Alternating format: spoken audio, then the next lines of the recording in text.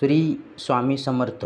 नमस्कार मित्रांनो, तुमचं स्वागत आहे आपल्या श्री स्वामी समर्थ या यूट्यूब चॅनलवरती. तर मित्रांनो, तुम्हाला आज या व्हिडिओच्या माध्यमातून श्री स्वामी समर्थ सारामृत अध्याय भाग 2 त्याचे संपूर्ण माहिती मी तुम्हाला सांगणार आहे, सविस्तर सांगणार आहे. तरी भक्तांनो, तुम्हाला हा व्हिडिओ पूर्ण बघायचा आहे. तर चला पाहूया. नमस्कार मंडळी. श्री स्वामी समर्थ. अक्कलकोट नगरीत दिव्य तेज प्रकट झाले. स्वामी समर्थांच्या चरणी भक्तांची गर्दी वाढली. प्रत्येक जीव त्यांच्या दर्शनासाठी आतुर झाला. स्वामींच्या मुखावर विलक्षण तेज झळझळत होते. त्यांच्या नजरेत करुणेचा अथांग सागर होता. भक्त नम्रतेने चरणी मस्तक टेकवित होते. स्वामी शांतपणे सर्वांकडे पाहत होते. त्यांच्या स्मृतीताने दुःखी मनांना आधार मिळत होता. अनेक रुग्ण स्वामीकडे आशेने येत होते. स्वामींच्या कृपेने रोग नाहीसे होत होते. गरिबांना अन्नधान्य मिळत होते. भुकेलेल्यांना तोंडी अन्न जात होते. स्वामी म्हणत होते, दान हेच सर्व कर्म, दान हेच सर्वश्रेष्ठ कर्म. भक्तांनी सेवाभावाने कार्य सुरू केले. अक्कलकोटमध्ये भक्तिभाव वाढू लागला. सर्वत्र श्री स्वामी समर्थ नामघोष घुमू लागला. लहान मुलेही नामस्मरण करू लागली. वृद्धांच्या डोळ्यात समाधान दाटले. स्वामींच्या कृपेने संकटे दूर झाली. लोकांच्या मनात श्रद्धा दृढ झाली. एक भक्त मोठ्या संकटात सापडला होता. त्याचे धन चोरीला गेले होते. तो रडत रडत स्वामींकडे आला. स्वामींनी शांतपणे त्याच्याकडे पाहिले. क्षणभर डोळे मिटून ध्यान केले. नंतर म्हणाले, भिवू नकोस भक्ताला. आशेचा किरण दिसला. दुसऱ्या दिवशी त्याचे धन परत मिळाले. तो आनंदाने स्वामींच्या चरणी पडला. त्याने कृतज्ञाने नमस्कार केला. स्वामी समर्थ सर्वज्ञ होते. भक्तांच्या विचार त्यांना कळत होते. कोणी काही न सांगताही स्वामी उत्तर देत. त्यांच्या प्रत्येक शब्दात सत्य असे. भक्त त्यांचे चमत्कार पाहून थक्क होत होते. परंतु स्वामींना दिखावा मान्य नव्हता. ते नेहमी साधेपणाचा उपदेश करीत होते. अहंकार सोडा असे तेही सांगत होते. ईश्वरावर श्रद्धा ठेवा असेही सांगत होते. त्यांचे वचन अमृतासमान होते. एके दिवशी एक विद्वान आला. त्याला आपल्या ज्ञानाचा गर्व होता. त्याने स्वामींना कठीण प्रश्न विचारले. स्वामी फक्त हसले. क्षणात विद्वानाचे मन शांत झाले. त्याला आपल्या अहंकाराची जाणीव झाली. तो स्वामींच्या चरणी नतमस्तक झाला. स्वामी म्हणाले, ज्ञानात नम्रता असावी. भक्तीशिवाय ज्ञान अपूर्ण आहे. विद्वानाने स्वामींची शरणागती पत्करली. अनेक लोक दूरदूरून येत होते. कोणी रोगमुक्तीसाठी येत होते, कोणी मानसिक शांततेसाठी येत होते, कोणी संसारातील दुःख सांगत होते. स्वामी प्रत्येकाला धीर देत होते. त्यांच्या कृपेने मन प्रसन्न होत होते. भक्तांना नवीन जीवनदान होते. अनेकांनी वाईट मार्ग सोडला. सत्य आणि धर्माचा स्वीकार केला. अक्कलकोट पुण्यभूमी बनली. स्वामी समर्थांच्या चरणी भक्तिभाव वाढला. भक्त रोज आरती करू लागले. दिवसभर नामस्मरण करू सुरू होते. स्वामींच्या दर्शनाने मन शुद्ध होत होते. त्यांच्या उपस्थितीत भीती नाहीशी होत असे. भक्तांच्या डोळ्यात प्रेमाश्रू येत होते. स्वामी सर्वांना समान वागणूक देत होते. गरिबी श्रीमंती असा त्यांचा भेदभाव नव्हता. सर्व जीवांत परमेश्वर पाहण्याचा उपदेश होता. हेच त्यांच्या शिकवणीचे सार होते. एका स्त्रीचा मुलगा गंभीर आजारी होता. ती रडत रडत स्वामींकडे आली. स्वामींनी तिला धीर दिला. तिला प्रसाद दिला. स्वामीवर विश्वास ठेव असेही सांगितले. ती भक्तिभावाने घरी गेली. मुलाची प्रकृती सुधारू लागली. काही दिवसात तो पूर्ण बरा झाला. ती आनंदाने पुन्हा स्वामींकडे आली. तिनं कृतज्ञतेने नमस्कार केला. स्वामी समर्थांचा दरबार अद्भुत होता. तिथे सतत भक्तांची वर्दळ असे. कोणी भजन गात असे, तर कोणी ध्यान करीत असे. स्वामी समर्थांची सेवा करीत असे. वातावरण पवित्र आणि शांत होते. नामघोषाने परिसर दुमदुमत असे. भक्तांना स्वर्गीय आनंद मिळत असे. स्वामींचे स्मरण म्हणजे मोक्षमार्ग होता. त्यांच्या कृपेने जीवन धन्य होत होते.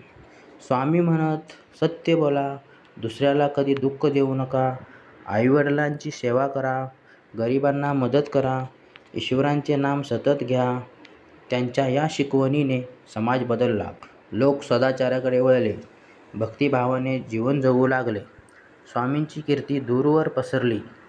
अनेक जण त्याच्या दर्शनाला येऊ लागले. एकदा दुष्काळ पडला.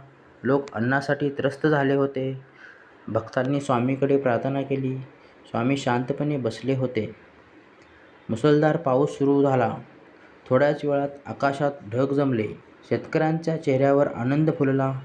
स्वामींनी त्यांचा सर्वांनी स्वामींचा जय जयकार केला. श्री स्वामी समर्थ नामघोष घुमला.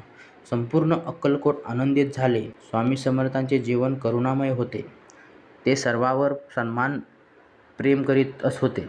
त्यांच्या कृपेने अनेकांचे उद्धार झाले. भक्तांना आत्मविश्वास मिळाला. त्यांच्या वचनाने दुःखी मनांना शांती मिळाली.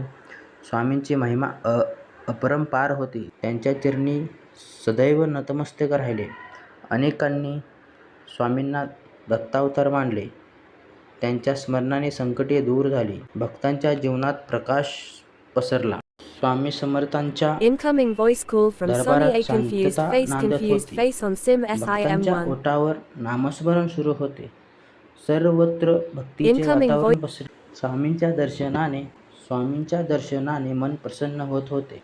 स्वामींच्या डोळ्यात करुणा भरली. त्यांच्या कृपेने भय नाहीसे होत होते. अक्कलकोट पुण्यभूमी बनली होती. एक गरीब शेतकरी स्वामींकडे आला. त्याच्या शेतात पीक येत नव्हते. तो अत्यंत चिंतेने होता. स्वामींनी त्याला प्रसाद दिला. विश्वास ठेव असेही सांगितले. शेतकरी भक्तिभावाने घरी गेला. काही दिवसात पिके हिरवीगार झाली. त्यांच्या घरात आनंद पसरला. तो पुन्हा स्वामींच्या चरणी आला. त्याने कृतज्ञतेने नमस्कार केला. स्वामी समर्थ सर्वांवर प्रेम देत होते. त्यांच्या शब्दात अमृताचा गोडवा होता. ते नेहमी सत्याचा मार्ग दाखवत. भक्तांना सदाचार शिकवत होते. लोभ टाळा असेही सांगत होते. दया करा हा त्यांचा उपदेश होता. प्राणीमात्रावर प्रेम करा असे म्हणत.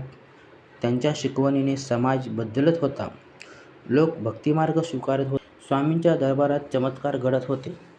परंतु स्वामींना प्रसिद्धी नको होती. ते नेहमी साधेपणाचा राहत होते. त्यांच्या वस्त्रातही साधेपणा दिसत होता. भक्त मात्र त्यांना देव मानत होते. स्वामी सर्वांच्या मनात वसत होते. त्यांच्या कृपेने रोग दूर होत होते. अनेकांना मानसिक शांती मिळत होती. सुखी जीवांना आशा मिळत होती. स्वामींचे नाव जीवनाचा आनंद बनले. एक वृद्ध भक्ताला चालता येत नव्हते. तो काठीच्या आधाराने आला. स्वामींनी त्याच्याकडे प्रेमाने पाहिले. त्याला प्रसाद दिला. भक्ताने श्रद्धाने प्रसाद घेतला. थोड्याच वेळात त्याला बळ आले. तो हळूहळू चालू लागला. सर्व भक्त आश्चर्यचकित झाले. वृद्धाच्या डोळ्यात आनंदाश्रू आले. त्याने स्वामींच्या चरणी नतमस्तक टेकवले. स्वामी समर्थांच्या नामात मोठी शक्ती होती. भक्त सतत नामस्मरण करीत होते. श्री स्वामी समर्थ हा घोष घुमत होता. त्या नामाने मन शांत होत होते. भक्तांच्या संकटांचा नाश होत होता. स्वामींवर श्रद्धा ठेवणारे सुखी होत होते. त्यांच्या कृपेने मार्ग सापडत होता. जीवनात नवीन प्रकाश येत होता. भक्तांना आत्मविश्वास मिळत होता. अनेकांनी वाईट सवयी सोडल्या. एकदा काही लोक स्वामींची परीक्षा पाहू लागले. त्यांना स्वामींच्या शक्तीवर विश्वास नव्हता. ते स्वामींसमोर प्रश्न विचारू लागले. स्वामी मात्र शांत बसले होते. क्षणात त्यांचे मन बदलले. त्यांना आपल्या चुकीची जाणीव झाली. ते नम्रतेने चरणी पडले. स्वामी म्हणाले, अहंकार सोडा. भक्तीनेच ईश्वर मिळतो. सर्वांनी स्वामींची माफी मागितली. अक्कलकोटमध्ये उत्सव साजरे होत होते. भक्त मोठ्या आनंदाने सहभागी होत होते. भजन कीर्तन सुरू झाले. दिवस रात्र नामघोष चालू असे. स्वामी भक्तांकडे प्रेमाने पाहत होते. त्यांच्या कृपेने वातावरण पवित्र होत होते. भक्तांना नेहमी आनंद मिळत होता. सर्वत्र समाधान पसरले होते. लोक स्वामींच्या मोहिमेचे वर्णन करत होते. त्यांची कीर्ती दूरवर पोचली होती. एका आईने स्वामीकडे गेले. तिचा मुलगा चुकीच्या मार्गावर गेला होता. ती अत्यंत दुःखी झाली होती. स्वामींनी तिला धीर दिला. सर्व ठीक होईल असेही सांगितले. काही दिवसात त्याचा मुलगा बदलला. त्याने वाईट संगत सोडली. तो भक्तिमार्गाकडे वळला. आई आनंदाने रडू लागली. तिने स्वामींचा आभार मानले. स्वामी समर्थांचा प्रत्येक दिवस दिव्य होतो. ते भक्तांना जीवनाचा खरा मार्ग दाखवत होते. त्याच्या कृपेने अंधार दूर होत होता. भक्तांच्या मनात श्रद्धा वाढत होती. सत्य, दया आणि प्रेम हा त्यांचा संदेश पसरत होता. स्वामींच्या स्मरणाने मन निर्मळ होत होते. त्याच्या चरणी सर्वांना शांती मिळत होती. भक्त त्यांना दत्तावतार मानत होते. त्यांच्या नामाने जीवन धन्य होत होते. सर्वत्र श्री स्वामी समर्थ, श्री स्वामी समर्थ असा जयघोष घुमत होत होता. श्री स्वामी समर्थ, श्री स्वामी समर्थ, श्री स्वामी समर्थ. तर भक्तांनो, श्री स्वामी समर्थ सारामृत अध्याय भाग 2 याची संपूर्ण माहिती तुम्हाला मी सांगितलेली आहे. तर भक्तांनो, दुसरा अध्याय पाहण्यासाठी आत्ताच आपल्या चॅनलला लाईक करा, शेअर करा आणि सबस्क्राईब करा आणि बेल आयकॉनवर बटन दाबून, जेणेकरून मी जे सोडलेले सर्व माहिती तुमच्या मोबाईलपर्यंत सर्वांना अगोदर येतील. श्री स्वामी समर्थ, श्री स्वामी समर्थ, श्री स्वामी समर्थ.